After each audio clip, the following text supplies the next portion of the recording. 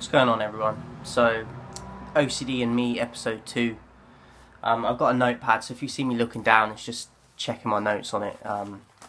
So I want to talk about, in this episode, kind of early signs that I had, just early on, basically. So, I remember from, like, play school days,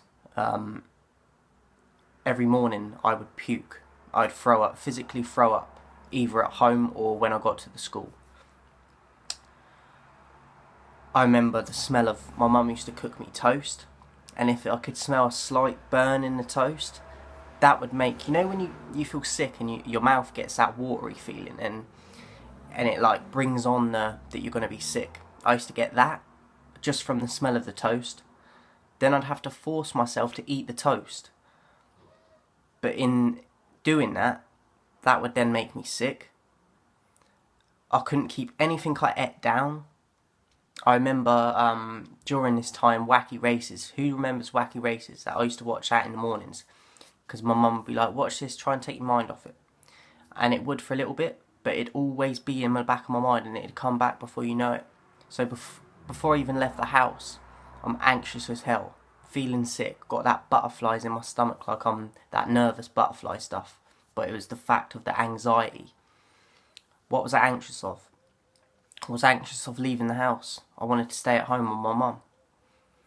I didn't want to go to school, even though it was like play school. Imagine all them thoughts being that young. Now, I'm sure some of you have been through that as well, whether it's later on in life or the same situation I was in. But that was one of the earliest signs I remember, is puking. I'd cry myself to sleep because I was like, I knew something was up, but I weren't sure. I couldn't put my finger on what was wrong with me, but I knew something wasn't right. I thought I was different to everyone. I'd ask my mum, like, what's going on? Like, why am I different? And for a long time she didn't know, because she didn't look it up. She didn't look up the symptoms, so she weren't sure herself either. I was too young to understand it. I just knew that I was different from a lot of people. So I was anxious about going to school all the time. This carried on all through my school life. And it's horrible. And I wouldn't wish it on anyone, because I know what it makes me feel like. And it's horrible. So I think some of you will probably be able to relate that have got OCD. It comes in many different forms, as you know. But all them different forms, there's going to be hundreds of you that are going through every single symptom and every different type of OCD. Friends. I've said in the previous episode that I wouldn't like to throw birthday parties or even go to other people's parties because of the social side of it, and I wouldn't want to share my stuff if I didn't want all the attention on me, even if it was my birthday. And growing up through school as well, I never really announced it was my birthday. If my friends remembered, they'd be like, oh, it's Billy's birthday today. And then you'd get like the dead arms and all that stuff. But I wouldn't ever make an announcement of it like a lot of people do, because I didn't want the attention. And then if I got the attention, that would, even if it was friendly, I'd still get anxious, because I didn't want the spotlight on me. So that's pretty much it from the notes I've done. But I wanted to share that because the morning thing, as I said, I was probably, how old are you in play school? Like 2-3 years old, something like that. I remember going and like getting to the reception, then having to run into the toilets when I got to the school, being that young. But I remember all this. Puking every morning.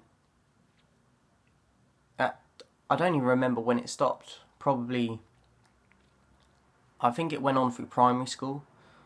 It probably wasn't till mid-primary school, late primary school, or even starting secondary school that I stopped throwing up. And that was, I think the therapy helped with that as well, but it went on for years.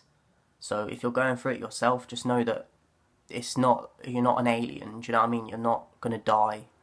It might feel like you are at times, but trust me, I've been through it. So if you're going through it at the moment, take some comfort in knowing that you're not the only one. Like, this is just a side of the OCD. This is part of the anxiety, and there's ways and treatments and stuff out there to help you. You just got to go find it and do your research and speak to your parents, speak to your friends, speak to your work colleagues.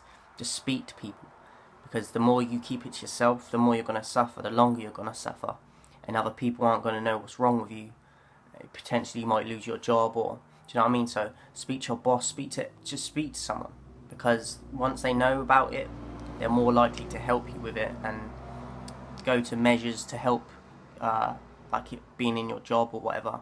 They might make, do you know what I mean? Give you extra room and whatever to work with you and help you. So that's it for this episode, guys. Hope everyone's staying strong. Remember, mental health, the main thing. We need to talk. So I hope everyone's looking after themselves. If, as I said, I'll put my email in the description again. If any of you want to contact me, if you're struggling, hit me up on it in my email and I'll get back to you. Stay safe, everyone.